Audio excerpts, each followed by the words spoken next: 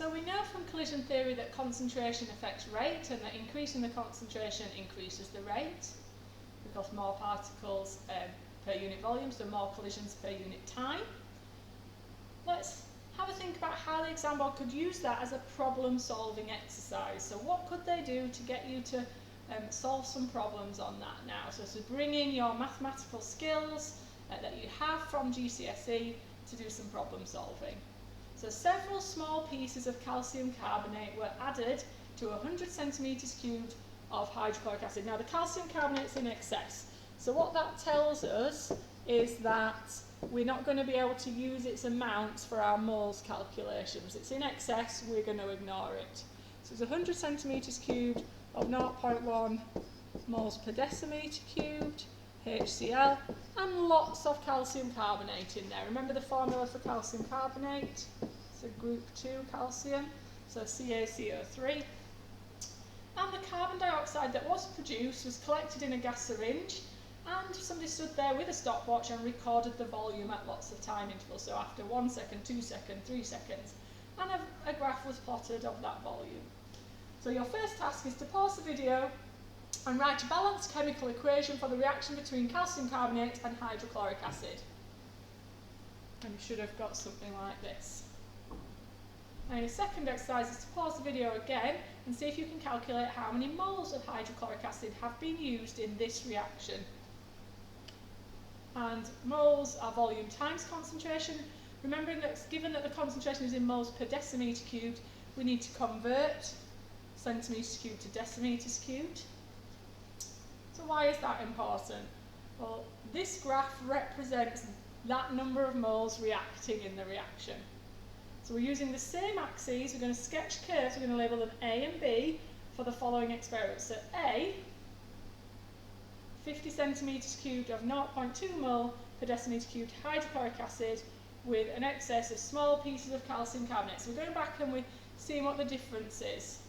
We've still got small pieces of calcium carbonate in excess, but we've changed some information about the hydrochloric acid.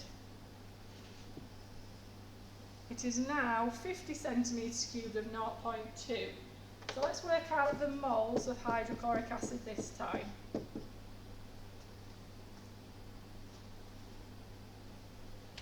So we've got the same moles. So what does that mean? Well, if we start with the same amount of reactants, we should get the same amount of products. Therefore, our curve A is going to end in the same place as this original curve. So our moles is going to give us an indication of where we end. If we had double the moles, we will double the volume of carbon dioxide. So we're going to end our curve, I'm going to do it in blue, we're going to end our curve in exactly the same place. But what has changed? Something's changed, and what's changed is this concentration.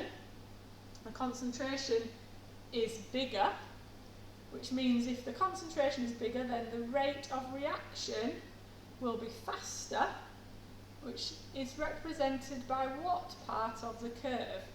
And we know that the gradient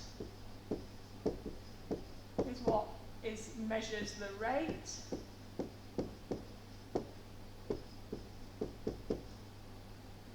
So anything that affects rate, and in this case this page is about concentration, will affect the gradient.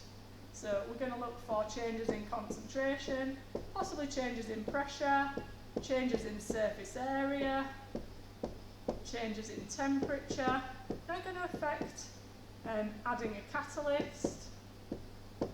These things are going to affect the steepness of our curve. So for A, we've got twice the concentration. Now it's a sketch graph, so it doesn't need to be perfect.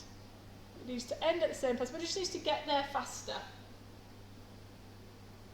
Okay? So how would we write that in words? So what we would need to do to explain ourselves is explain that we used the same moles, and therefore we got the same volume of gas, but we used a higher concentration, so we had a faster rate or a steeper curve.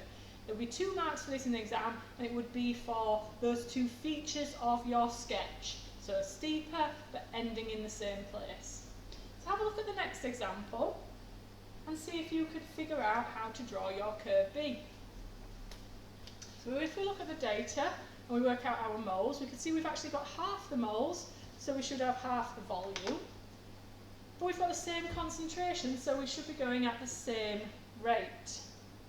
So we want to be going the same steepness as the first curve, but if this line ends at 120, we want to end our curve at 60. And we do need to be precise with that. We can't just go roughly.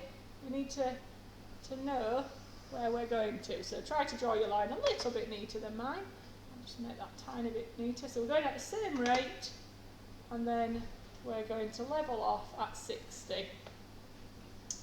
Okay, so we're looking for the same initial gradient and levelling off at 60. Although there's not a question on this page, why don't we ever think about what if I was to increase the surface area of the calcium carbonate? So make it, rather than making it small pieces, what if I powdered the calcium carbonate? Could you think, what would that do if you powdered the calcium carbonate? Kept everything else the same, but powdered the calcium carbonate. Now, increasing the surface area increases the rate, but we haven't changed anything else, so we would find that that curve would be very similar to the A curve, because we've just increased the rate without changing anything else. What if we cooled it down but didn't change anything else? So if we cooled it down, we'd be looking at it going slower, but getting to the same place.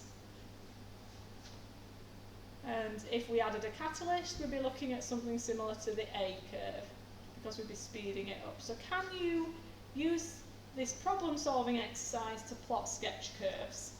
Now, although they are sketches, they do have a level of precision about exactly where they end, so do be careful with them.